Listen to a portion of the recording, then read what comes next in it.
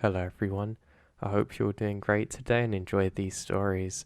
If you want early access to my videos or to support my channel, make sure you check out my Patreon, which is in the description below, and make sure you check out my podcast, which is also in the description below. I have a quick message before the story starts today, and I think it's very important to try and stay on top of your thoughts and take control of them. There's a saying that the most important conversation that you're ever going to have is the one with yourself. So make sure that you have a positive one while you talk to yourself in your head or just with your thoughts generally. I know for me it can make a massive difference if I'm conscious to control it. So hopefully that can help some people. So I hope you enjoyed these stories and I'll speak to you all soon. Take care. I've done lots of different things in my time, and I've kind of lived lots of different lives, I guess you could say. I'm always one who's up for adventure and trying new things that are different and unique to me, and I find those very exciting. I have landed a current career which I'm in and a job that I actually quite like. So is my wife too, which is great, but I didn't always do this job. I was talking to a new colleague at work and we got talking about what kind of jobs we're doing before, and it really got me thinking. Yes, of when I was a park ranger, the reason that you're all here listening to this. Well, for a few years after finishing my school, I didn't really know what I wanted to do, and there was a program that would send me to a different state. Long story short, I ended up staying there and I actually really like it. I'm actually still here today. After a couple of years of being in the state, I ended up signing up to become a park ranger. I actually had a few jobs though at the same time to get more money. I wanted to save up enough to be able to go to college, and luckily I was able to eventually, which is my career I have now. But at the time it seemed like worlds away, and I actually become a waiter. I hadn't done it before and the pay was not the best, but the good thing is we got lots and lots of tips and that was pretty cool. The problem with the job is that it's almost like if you did enough mistakes they would just get rid of you very quickly, but it was easy to do in a high-paced environment like this. Sometimes you literally couldn't even go to the bathroom, which I think was a bit ridiculous, but hey, it is what it is. I loved this job, and I really liked the environment. I remember when we'd wake up, there was some large animals like deers and things like that would always come up to where we were staying in the main facility. You actually had to be really careful of them sometimes, especially if it was their rut season when they were looking to reproduce, because the males would get very aggressive and you had to be careful. The other problem too is tourists would always stop their cars and try and take pictures and stuff, but they were just kind of oblivious to the danger of it all. And yeah, it was actually really dangerous to be there, so you well and truly had to watch out. Now I didn't mind though, but like I said, the job didn't pay that much money, but it was very close to my other job which I absolutely loved, which was being the ranger. I found it good, but I almost feel like I was doing so much that I couldn't appreciate the things that I had around me. It's something I still have now, but it was almost like I was a spring compressed and I couldn't really appreciate everything for what it was. But as soon as I got out there doing my ranger job, I'd very quickly forget about the stresses of being a waiter, and that was good. I could also soon forget the fact that being a waiter wasn't a permanent thing. It was kind of like temporary for the time, and I knew that, just I couldn't convince my brain of it. So I head out on some of my normal patrols and everything's grand. There's lots of people out here that I actually become friends with, and I'd get some regulars there who would just hike the trails. It was a pretty cool place to go hiking if you ever get out to these kinds of places, and I'd really recommend it to people who haven't tried it yet. I remember though, there was some weird smell that none of us could seem to escape from. It was almost like sulfury, but kind of different, almost metallic at the same time. It's the kind of thing that was almost like sharp and it would make your nose feel cold. It was pretty weird. I wasn't the first to discover it, but I wasn't the last, and I remember some other staff reported it too. Apparently this actually happened in other places and not far from the restaurant that I was waiting in. And I thought, you know what, this is a bit weird. I was quite paranoid and thinking too scientifically in the presumption that it was a dangerous chemical that we weren't supposed to smell but could, or something leaking from the ground. I was paranoid maybe it was radon gas, but I didn't realise that you couldn't actually smell that, and we're in the open air anyway. My scientific knowledge has come a long way since then. Now, eventually, the smells seemed to go away, and things seemed to return back to normal. I was finishing up one of my shifts doing the waiting, and I was washing some dishes, and I noticed something strange. Outside of the window, a bit further away, I could see some kind of faint glow. I don't really know how to describe it. It was almost like a reddy colour, but had more of a green tinge to it. At first I presume it's a fire, but it doesn't act like how a fire would. I don't know, it just felt a little bit different. It looked kind of weird, and a little bit creepy actually. I just convinced myself it was nothing. I finish up on my washing and go outside to see what it is, then I realise that it's gone. I'm pretty sure it's some kind of reflection or something that I didn't realise is there, so I just go back to what I was doing. I remember just thinking, God, I can't wait to just escape and let my mind settle. I was kind of aware of the compression spring thing that I was talking about earlier where I was doing too much, but I was kind of just going with it at the same time, but I knew I needed to get out of there and just have a few hours at least of peace just to clear this up. Now eventually, these smells do pick up again, and weirdly, somebody else reported seeing a strange light in these woods. Now, this particular colleague reported them differently, saying that it seemed to be coming as more of a green embery glow, almost like where a fire once was, or just when you get the embers before something like that's about to die. He said that he just had a weird feeling like something was off. It was like all of his adrenal glands were firing and he just didn't know why. He said the smell was accompanied by it too. So now, I'm pretty convinced that it's just something we should be careful of, but nothing too harmful.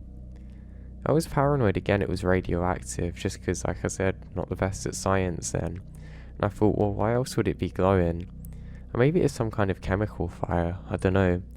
I thought somebody had been stupid and actually left something out there and not told us. Or maybe somebody was illegally burning trash or something. And yeah, that was what I went with and a lot of the team did. We were pretty sure people were burning some kind of plastic that they really shouldn't have been, and that would explain the weird characteristics of this light and its glow. Now the thing is, we couldn't find it. We searched for quite a long time, and my god, we get to know the area well, so if there was anything there that shouldn't have been, we would have picked it up, but we couldn't see anything. We even had some cops actually putting in a report that they thought somebody was out there, because they said they saw something strange.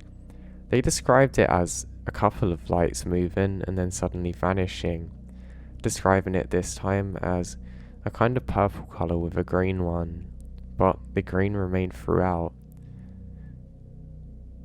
I could probably link the colour more closely to almost like a neon kind of green, but it's hard to describe. Now, another strange characteristic of this is that one of my colleagues said that his eyes genuinely burnt when he saw this. He actually got the closest out of all of us to whatever this is. He said that he was probably about 50 feet away, and he couldn't look at it, almost like the way that you can't stare at the sun or bright reflections or things like that. But he said he felt enticed to. Almost like everything went black around him and he just had that to stare at. I even noticed some vision problems too. I remembered after seeing this that I would look at a tree and it just looked like it was artificially placed there, almost like it had a stage light coming down onto it which wasn't there, and it just looked too high definition compared to the other trees. It was kind of trippy but pretty bizarre to pick up. And some of the other colleagues had the same thing too. Weirdly, it was also the same people who smelt whatever that was. Now, in a weird way, I actually began looking towards having my night shifts because, well, I'm going to encounter something pretty cool out here. At least that's what I was telling myself. The sense and urge to have adventure was still quite strong at this point in my life, so I'm up for it. Didn't have a wife then, didn't have a kid, and not many responsibilities, and the world was absolutely my oyster at this moment in time. Now, what to do other than chase this thing? Well, nothing. So I set out. I made a commitment to myself that if I actually saw this thing and can get within touching distance, then I'm going to be the first. If my eyes hurt, then yeah, it's time to stop and go back, but I was ready. And then nothing. For the next 2 weeks straight, absolutely nothing happened. I actually grow more and more tired of trying to hunt this thing. It's kind of like the perfect anticlimax where that your motivation is going on a negative correlation constantly spiraling down till you can't be bothered. And I couldn't be bothered. I was actually planning a trip to get away to Europe, and that starts to consume my thoughts and everything. And I decide that I'm going to think better if I'm not tired and decide to plan it more in the day. So now I'm out there less in the dark anyway. So I'm doing my usual rounds, just investigating something that I needed to, and just going out, doing what we do, when I notice it. There's almost like a burning on my neck. It kind of feels like I'm getting a sunburn, and the smell is come back. I turn around slowly, and I see it, just for 1 second. Glowing almost too bright to be real, in a weird golden colour. Something is standing there raising its arms up to me. It doesn't really look like a person. It almost looks like it's wearing some kind of robes, but it doesn't have a head. I can describe them as white but with gold detailing around the side, but it looks very alien. Almost like something which has come from a very wealthy thing, but not like anything on Earth. And something that's somehow spiritually higher than the rest of us. And then it vanished, almost like it was never there in the first place. I'm completely perplexed, trying to figure out what was that. I rubbed my eyes for a few seconds, and that's when I noticed something really strange. I can still see the silhouette of this thing burned into my eyes while they go back to normal. Okay, that's really, really odd, I think. Something was definitely off about this situation. I'm pretty sure my head isn't powerful enough for me to imagine that, and I wasn't even thinking of it. Last time I checked, I'd never seen anything like this, so what was I seeing? I look around, and there's almost like a mist that's formed. It's kind of like an extremely light fog, but I can see it everywhere. Again, it's not just my vision going weird, because I can clearly see that it's not in all areas. So what was it? I decide to head back now. I ended up finishing the rest of my tasks and I get into our base.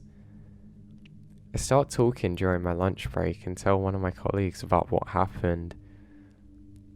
He said that he's seen something similar too. But what's more strange is that he said that he'd seen this in a dream, which I think is really weird. I asked him to describe it, and he's pretty much describing literally exactly what I'd seen too. Now that's pretty creepy, I think. Or is it something higher up? We start to discuss all kinds of possible things, guardian angels and God knows what else, but I'm a little shaken. And I eventually get back into my car and drive home and forget about it and start another shift at the restaurant. Now when I'm doing the dishes this time, I can't help but look out of the window, and for a second I'm sure I see a green flash of light and then nothing. Now again, I think this is pretty bizarre, but I try not to think of it too much.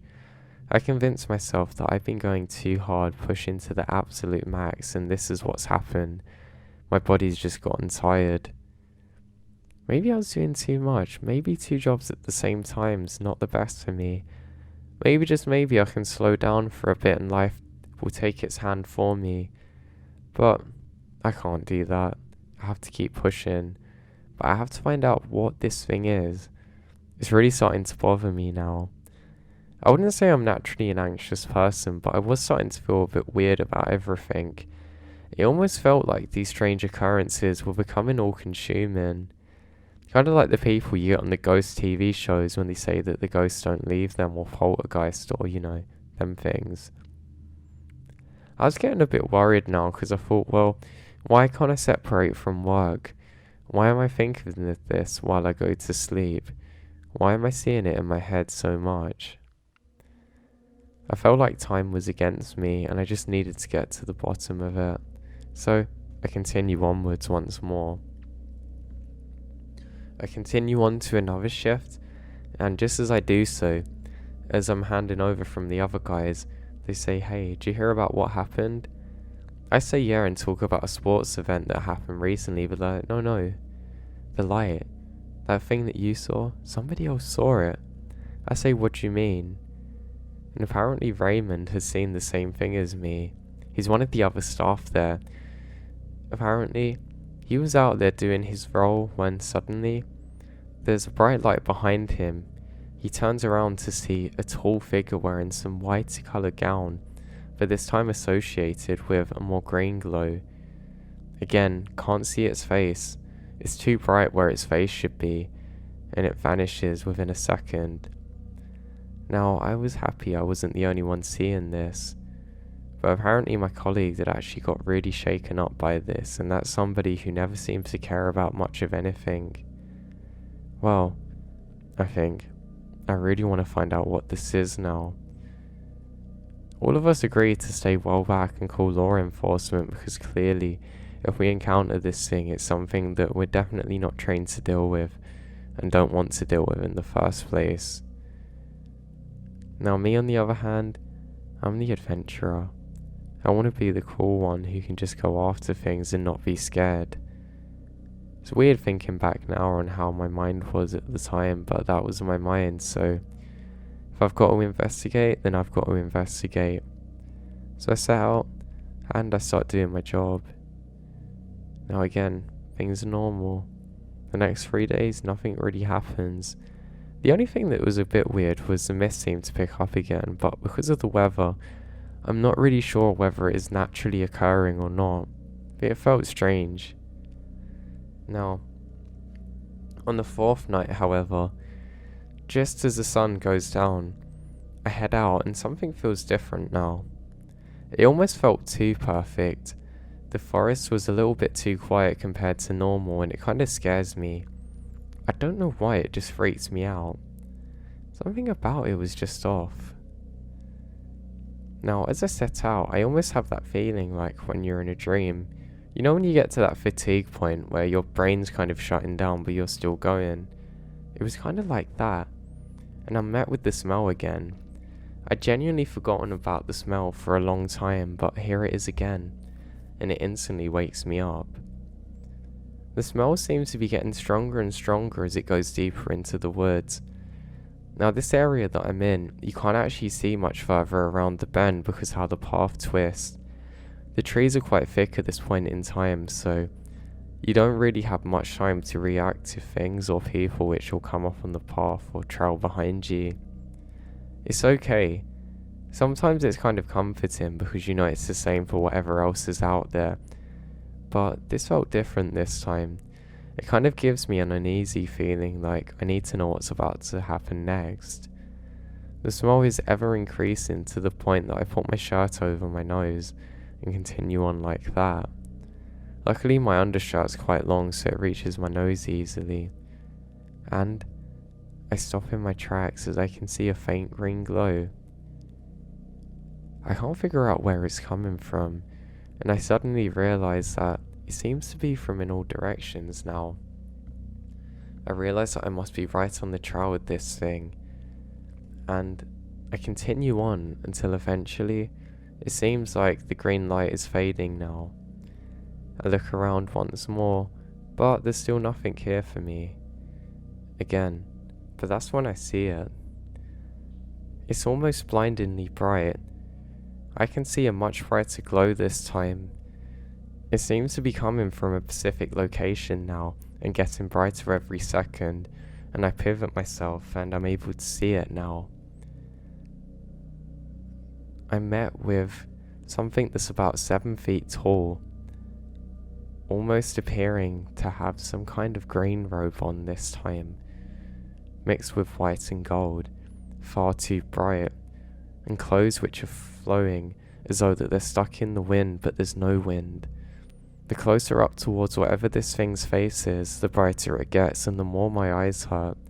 It does this to the point that I can't make eye contact with whatever this is, if it does have eyes, that is. I get this horribly overpowering feeling that whatever this is far too superior to me and can literally do whatever it wants to me, and I can only be here, left to face it. Now I don't know exactly how long that I was stood there for, but it gets to the point that I physically can't look at it, and I actually drop onto the ground trying to cover my eyes. It's so bright that I can actually see my bones through my fingers, and just some red around where my skin is, and suddenly there's darkness. I think I went blind for probably about 5 or so seconds because of how bright this thing was, until I'm able to actually see again. I then quickly get up and look around, and everything's how it should be. Just the smell, that awful smell, is still there. I pick up quite a good pace and I start running out of there, fleeing. Luckily I was only about 20 minutes away from the station, and I get there in about 5 minutes or so. I was flat out exhausted when I get back to the station. Nobody else is there and it's only me at this time. I very quickly write down everything that's happened, and I try my absolute best not to panic too much. Now, the more that I calm down, the more I can actually see what I'd seen in my head. For probably a millisecond, I was finally able to see this thing clearly, and it seems to have horns with gold tips at the end, and glowing eyes. I don't know what I'd seen, but it really terrified me. I ended up calling my best friend and describing what happened, and he said it might have been some kind of spirit that I encountered. I was very scared, and I actually radioed in to all colleagues in the surrounding areas to look out. Now what was really weird is I get a call to say that I've got to see my friend now. He doesn't say what's happened, but he says that I have to come quick, so yeah, that's exactly what I done. Now when I'm eventually able to make it over to him, that's when he tells me what he saw. He describes it as a tall figure, also with horns, kind of staring at him, and it was an incredibly bright thing and green coloured and glowing, and we both realised that what we saw was the exact same thing. Now in this moment I know that we have to keep going and doing our job, but we saw something really weird. We let everybody else aware of it, and we're hyper aware for what it could possibly be. Over the following weeks, there's fewer and fewer sightings of the glowing embers until eventually there's nothing. All these years later, I still have no idea what I saw to this day. I really hope that I don't ever have to see whatever that thing is again, because I don't think I'll be strong enough to stand to it this time.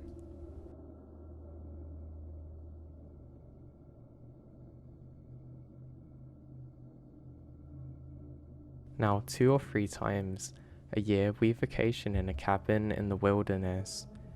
Now me, my wife and our 3 younger children and 2 dogs go. I'm no stranger to the wild and have made a lot of multiple day and week solo trips in national parks and even in the Arctic Circle. Yesterday I went for a 10-mile solo hike. At the furthest point, and after 2 hours, I heard my children arguing, playing, crying and laughing, calling for me from the forest.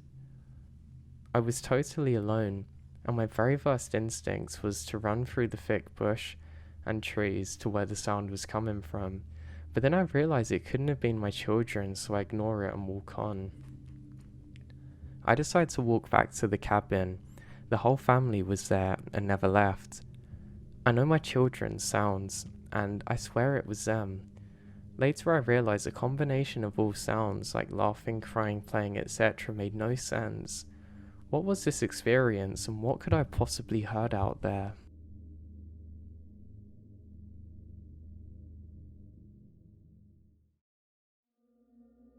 This past spring, my husband and I went to the Asada National Park in Maine. There are tons of cabins to rent surrounding the historical town. Anyway, we rented a small cabin and had our dogs with us. We had been there for maybe 2 days without an issue.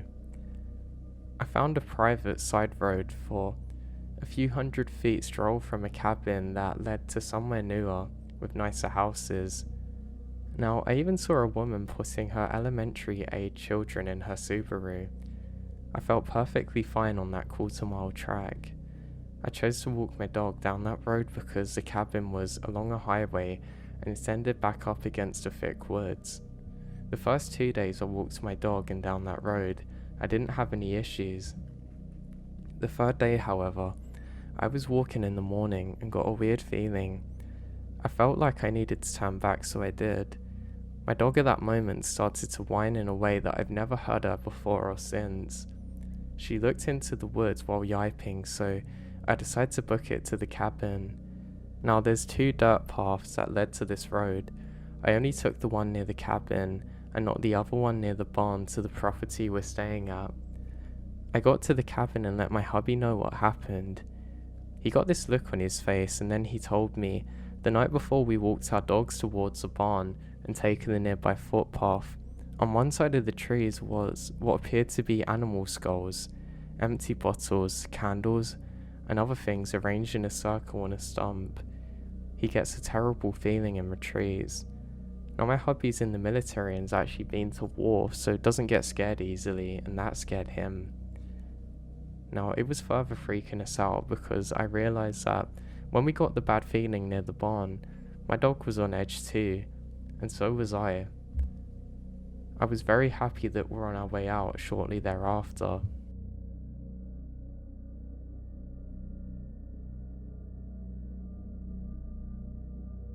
Now, some 20-something years ago, I was reconnected with a family member. Said family lived up way in the hills of North Carolina and had given me directions to his house. I was driving my vehicle and my sister was in hers following behind. We each had CB radios so could communicate on the way. We were driving and I look to what I thought was the road connecting to the dirt road. It immediately climbs up a steep incline. Now we slowly make our way up around this road and it comes out to a dead end. At the dead end is an old rundown house with a huge front porch. On the porch was a plethora of things such as old ironing boards against the windows, crafts of soda pop, and a few bags of things. An older gentleman was sitting in the rocker and he had a long rifle sitting across his lap. To his left I assume is his wife, and she had one of those old-timely wash tubs at her feet washing clothes. There's also several kids running around barefoot. Now, they had stopped when we pulled up to the house, and of course, there were several dogs laying around. Every one of them just stopped and started staring at us. I slowly rolled the window down and said, "Excuse me, sir, I think we took a wrong turn." Slowly rocking in his chair, he holds his rifle and says yes, and starts to stand up. I pick up my CB mic and tell my sister to back up now, and we back up all the way to the highway. It was by far the most surreal thing that's ever happened to me.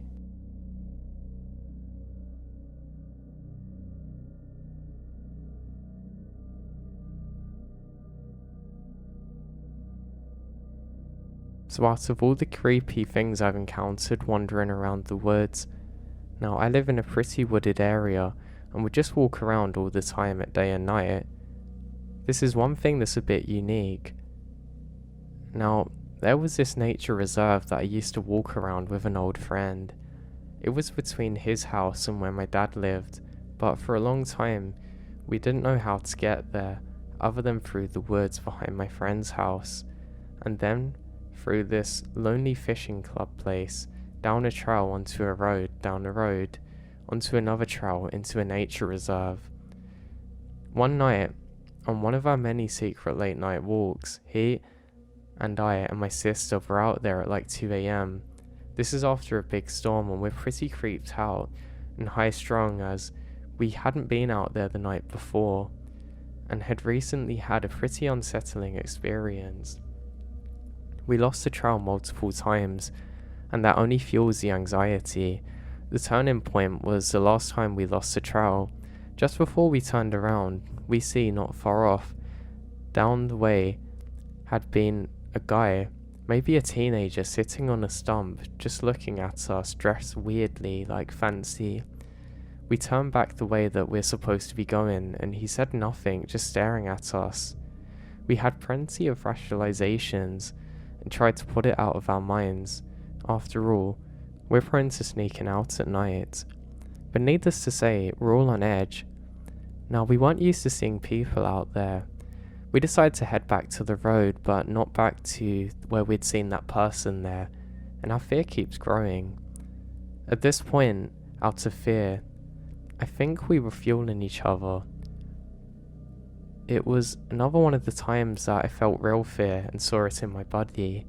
A lot of the time we get somebody there and it creeps us out, but we don't really feel fear like this. Something was definitely happening. We're trying to rationalize who was there and why, but we can't make sense of it. I'd be lying if we weren't terrified in that moment. We then start hearing these horrifying croaking yells and we all freeze and look around. We then see a largest waterfowl on the pond next to us. It was pretty late though, and it did calm us figuring out what it was. And then the big whoop happened. We got to the area that we normally go to, and we can't find it, it's just branches and bushes. We're already frantic, and we're actually rather scared then, and looking over our shoulders. We then cut through a bush, trying to get to where the trail is, and then the scream. Guts. It was my buddy, he's flipping out. The guts are across the path. We had gotten to where he wanted to be, but there's a glistening red strip hanging across the trail. It was caution tape, and the reason we didn't go on the trail any further. It looked like somebody's flesh was strung out there, it was so weird. Now after that, we eventually have an uneventful walk home, but it's really weird. It's almost like in that particular moment, we stepped into a different time. Who was that person waiting out there? Why was he dressed up so fancily, and what on earth was laying on that path?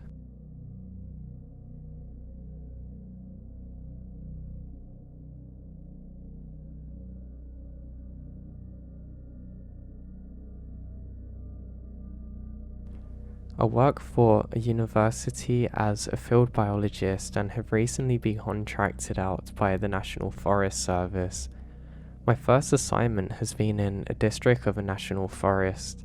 Now my first assignment has come and I basically have GPS coordinates where that I have to drive or hike to a designated spot and do what they need me to. This could be setting up on the trail, setting up trail cameras, or monitoring equipment, trail surveys, and so on. No big deal. I thought it odd that they specifically requested I place the cameras only 3 feet off the ground, and some of the infrared cameras in trees at specific heights. Some of the locations are on designated trails, but some are way off in places that humans never go. Sometimes there isn't a hotel or lodging close enough, and the Forest Service has outfitted me with some pretty dank camping gear on the occasions I might have to camp. I'm an experienced hiker and camper, and have spent many nights alone out in the field due to my career choice. I'm a 5'6" female, about 130 pounds, but not really afraid of anything. Again, the Forest Service has outfitted me well, and I actually wear an emergency beacon that will send my location to every law enforcement in the local area in no time. So I've been assigned to the district for a few months now. I'm really enjoying my work. VW is a very remote and unspoiled place, and that's why I do what I do. I get to see things that most people don't, and I've had so many positive and almost spiritual moments here. Up until a few nights ago, I was working up near Spruce Knob, which is the highest point of VW, and a complex system of trails, wilderness areas, and camping, etc. It has always been snowing and somewhat icy with storms, and I was camping up there to complete my work while the conditions are rough, but I was almost enjoying it. My first night in the woods was very peaceful. I made dinner, set up camp, and drank some whiskey, and then I snuggled down in my sleeping bag and sleep like a rock. It was very cold, but I wear turtle fur face mask thing, and I don't really feel the cold.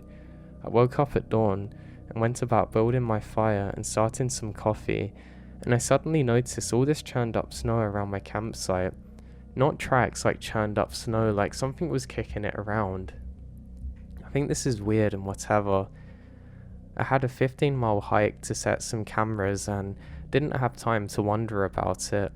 I set off my hike, did what I do, and start to camp back. I never wear earbuds or anything because hearing is one of the most important senses in the wilderness. I really want to be able to hear animals or people before they see me. Now, it was already getting past dark when I made it back to the camp. I was too tired to do anything except strip down to my base layer and go sleeping and pass out. Around 2 a.m. though, I wake up because I hear people talking. I was about 30 miles up a gravel road when I locked with Forest Service gates, and about 10 miles from where my truck is, I can hear voices and I completely lose it. I have a firearm and quietly retrieve it from my pack in my sleeping bag and cock it, waiting. I was on high alert, all my senses are going wild, but eventually the voices fade and I can't hear them anymore, but I never went back to sleep. At daytime, I emerged from my tent, churned up with snow, and my 2 trail cameras hanging from a tree about 5 feet from my tent. Cams I'd placed 15 miles from my campsite. I packed up my stuff as fast as I can and hauled back to my truck. Along the way, I saw a lot of human boot tracks all around my campsite. When I reached my truck, I discovered it had been broken and my computer and equipment had gone. I am currently in a luxury log cabin of some sort, too scared to retrieve my other equipment. There's no way that I'm gonna go back. Who on earth was out there, and how on earth did they know how to find me?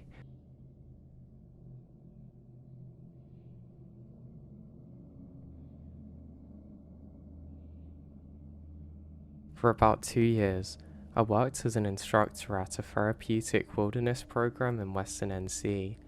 I was in charge of at-risk youth, and my job included all responsibilities and nuances associated with such. Shifts ran 16 days straight, on the clock 24/7 of that time, and all spent backpacking. Most of this takes place in a national forest. Now, here are some creepy things that happened to me and my group out there.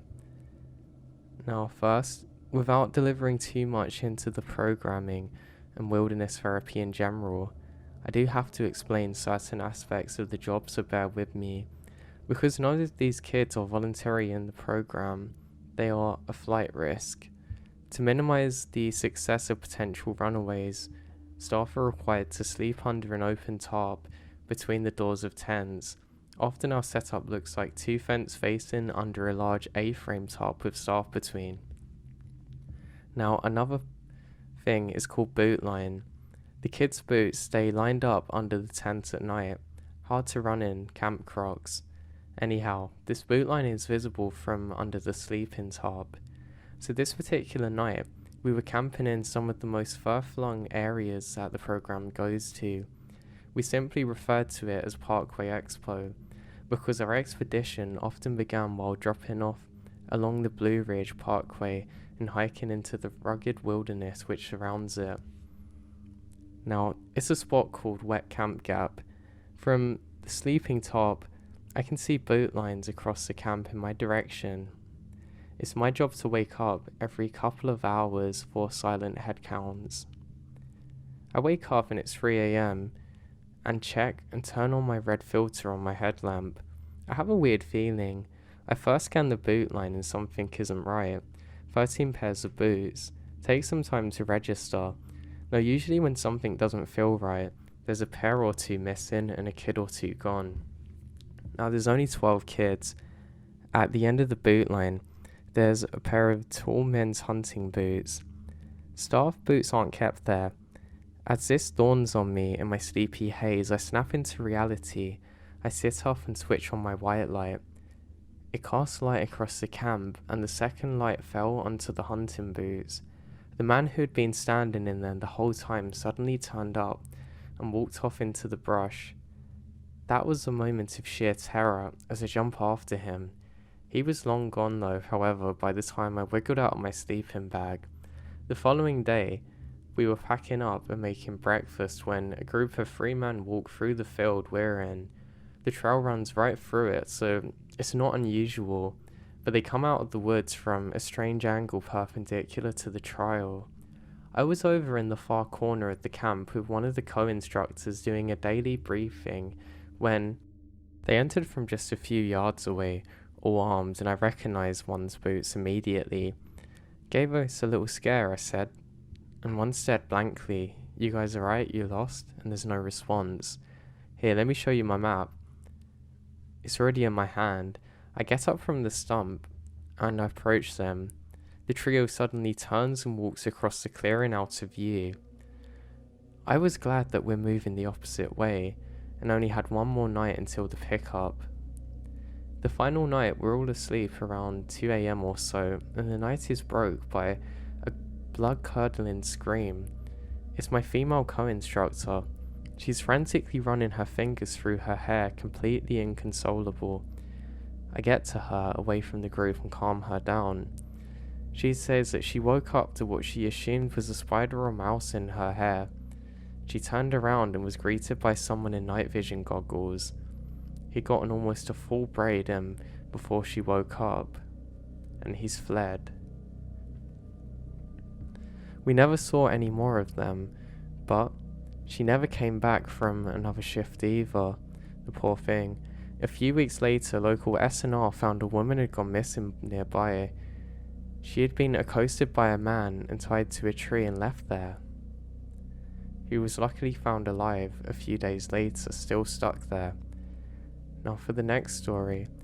Panthertown Valley is a special hiking and camping area within the larger national forest, entirely different group. Now we were camped down on the valley floor in a pine forest from Salt Rock. This stand of trees is particularly creepy simply because it's cold and dark even on sunny days, but nights are plain eerie there. It's getting towards bedtime at 9 PM and we're gathering around the fire having a nightly circle. The quiet evening ritual is broken by a huge crash. It's in the direction of our bear hang where all of our food is suspended from a tree out of the reach of raccoons and bears. We're all booted up and run over. The bags are lying on the ground but no animals are in sight. Had the rope snapped? No. I joke at my friend's expense about the shoddy knotwork. They re-secure the setup and we return into bed, and bam, the bags have fallen once again. Now I'm not mad. I didn't like waking up to re-hang them because of a second botched knot. I wake up the boys, and they swear they tied it right, didn't matter. We redo it again anyway. Everybody's boots are hung up again, and this time I tie the knot. I mid-lecture on how to do this, and suddenly the fire goes out and we disappear into the darkness.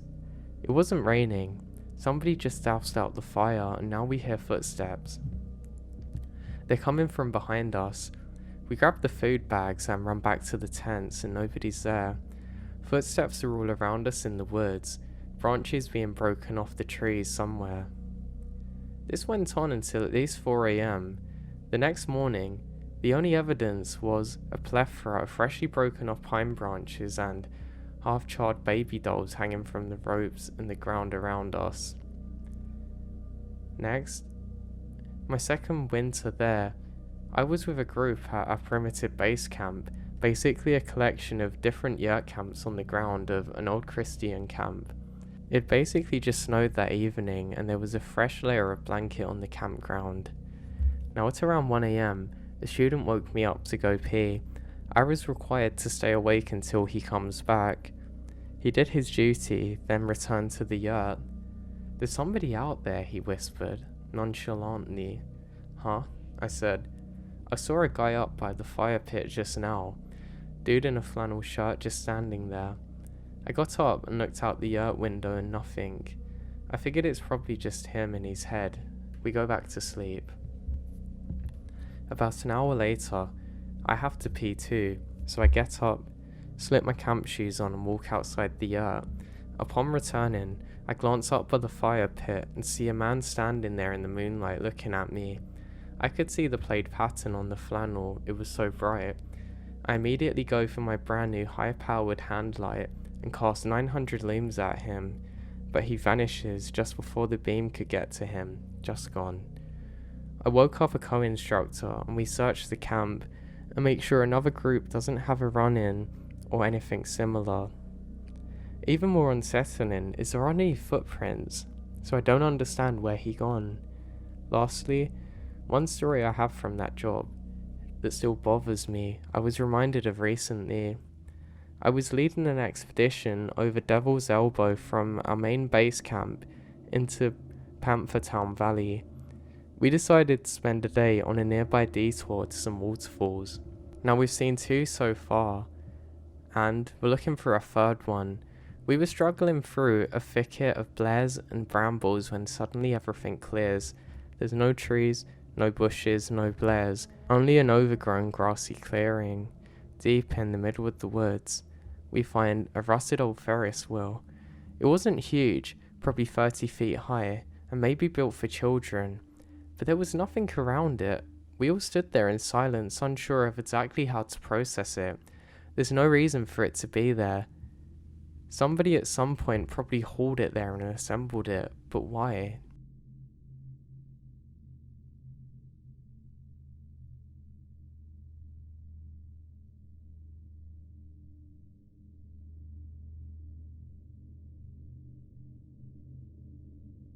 Now, I still wake up in cold sweats over this. I was backpacking through a national park in NC with my dog, just the 2 of us, and we're exploring the woods around a little lost cove, open orienteering style, so we're not on well-established trails. We'd been hiking throughout the day following a creek, and towards the evening, I noticed that my dog is acting abnormally. She was very much caught in the scent of something and wouldn't ease up. This continued for about 2 hours before we made camp. That night in camp, she remained on edge and stared off into the woodline. I went about camp business as usual, and then around midnight, I got this prickle like I'm being watched intently. I let the feeling ride for a little bit, and kept tinkering with the fire, and then I heard the brush rustle. I got up from the fire and shone my flashlight up in the hillside. A figure on all 4s manages to escape the beam, all but the towel. It was a towel that I knew was not supposed to exist in the southern Appalachians. I cast my light again across the hillside. This time I do catch his eyes, 2 glowing yellow orbs, just watching and waiting. At this point, I get into a fury, grab my tomahawk, and charge up the hill after the beast, screaming, cursing all the while. The watcher ran off, but neither I nor the dog slept that night.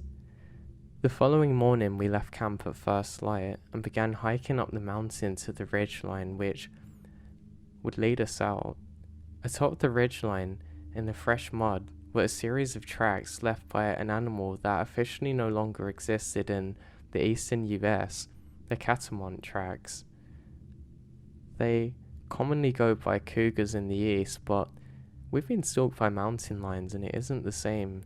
Those tracks ran across the ridge, revealing that it had been watching and stalking us from the previous day as we hiked from below. They aren't bobcat tracks, I know that. They were too big, and those eyes I saw were too. I truly believe that if my dog hadn't given me red flags, I would have been mauled that night. It still remains the most scary experience which ever happened to me personally.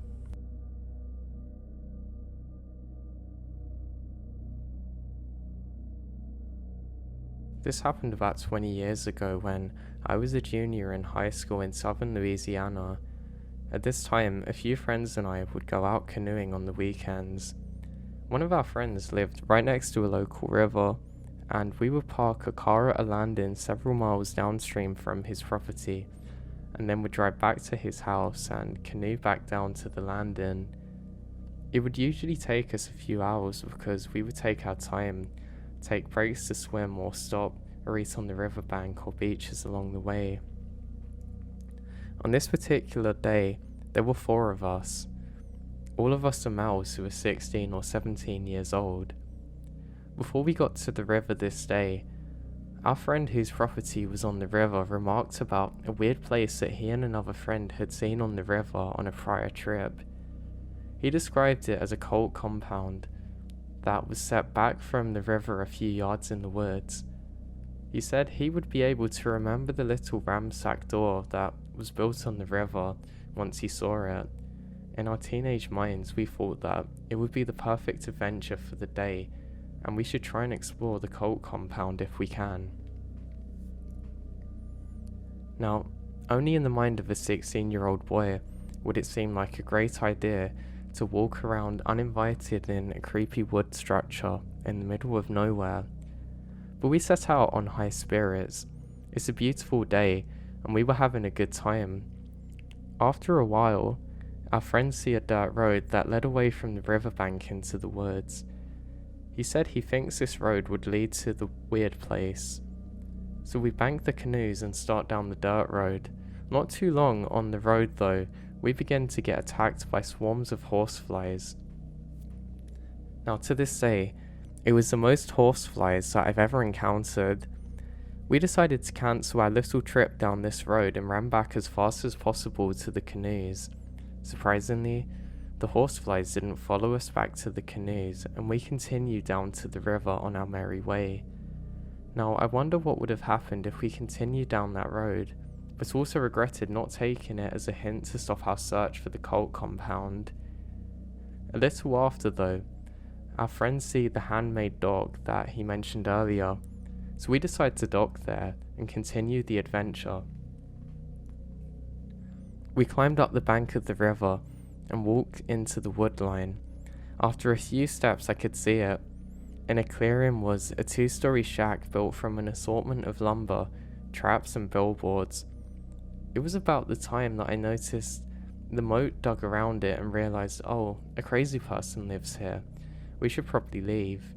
But before the words could leave my mouth, we saw him walking towards us. He looks like Charles Manson.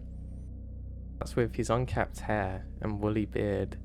He was wearing khaki shorts and a beer t-shirt, and had something shiny and metallic in his hands, which I think is a knife.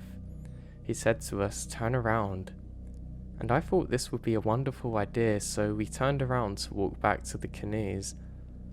Then he said, "Not that way." Then bam, fires a shot into some bushes next to him. I realised at this point that it's a pistol he had and not a knife. He then led us to his clearing and sat us down in the dirt. I looked above us and noticed that we're sitting under a log that was suspended by ropes and pulleys. I don't know if he could have pulled something to make it drop on us or what, but he starts to rant to us about all the people that he shot before who have tried to steal from him.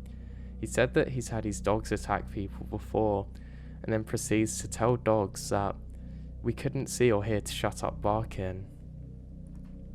I'm thinking to myself that we're all gonna die. It was weird because I wasn't panicked and remembered thinking that I was kind of lucky because most people actually don't get to know when they're gonna die, but I did. I know it's weird, and I have no idea why I was thinking that way or how exactly it comforted me, but it did. I then remembered getting a little sad thinking that my parents may never find my body or figure out what happened to me.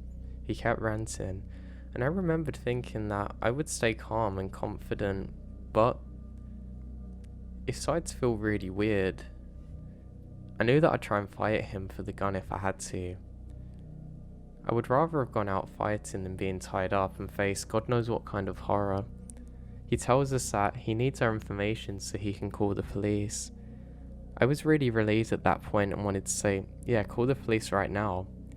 He goes into his truck, which is an old beat-up Toyota truck, and starts looking for paper and a pen. He couldn't find any, so handed us a small piece of lumber and told us to write our names and addresses on it. We all wrote fake addresses because we didn't want the guy to know where we lived, but the fourth actually wrote his real name and address. His rants continued, and he tells us that he fought in Vietnam, and often the Vietnamese would sneak up and attack him in groups of 3 or 4, just like we were doing. I decided to try and make some small talk and say, oh, you're in the military? So he starts to tell us that his shack was actually built by the Navy and transported down to the river at this location. He said that he's in the Navy and trained Marines in martial arts. He regaled us some other stories and kind of switched off from angry to actually being friendly. He said that he could tell that we aren't there to rob him because we didn't have any buckets. He then tells us that our parents are welcome guests here and can stay. He proceeds to tell us to stand up and walk back to the canoes. He tells us that we're always welcome to come back, and if we need to call him, then just call it Skull Island, and that's where we'll find him. Now, our same friend who wrote his real name and address said, oh, I'm never coming back here. We elbowed him and whispered to him to be quiet and said goodbye. We then got back in the canoes and paddled in silence the whole way back. I was worried at any point that he was going to follow us with his rifle, ready to switch back to his aggressive mode, but thankfully we make it out. So the lesson is, never trespass in the woods, especially if you already know the place is bad.